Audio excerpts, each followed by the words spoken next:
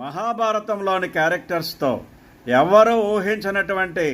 మలుపులతో క్రియేటివిటీని జోడించి తనకున్నటువంటి మేధా సంపత్తునంతా క్రోడీకరించి నాగా అశ్విన్ అనేటువంటి 3 సినిమాలకే దర్శకత్వం వహించినటువంటి వ్యక్తి కల్కి 2898 అనేటువంటి సినిమాని మనకు అందించడం అనేటువంటిది తెలుగు సినిమా ఇండస్ట్రీలో చారిత్రక ఘట్టముగా నిలవబోతున్నది అనేటువంటి విషయాన్ని చెప్పడంలో నాకు ఎటువంటి సందేహము లేదు. బాలీవుడ్, కోలీవుడ్, మాలీవుడ్, శాండిల్వుడ్, టాలీవుడ్ ఎవరికీ కూడా రానటువంటి ఆలోచన విధానాన్ని మన ముందుకు తీసుకొస్తూ ఎవరు ఊహించినటువంటి సంఘటనలతో ఈ సినిమాను నిర్మించి చాలా కొత్తగా, ప్రత్యేకంగా, వింతగా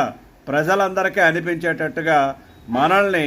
ఎదురుచూపులు చూసేటట్టుగా చేసినటువంటి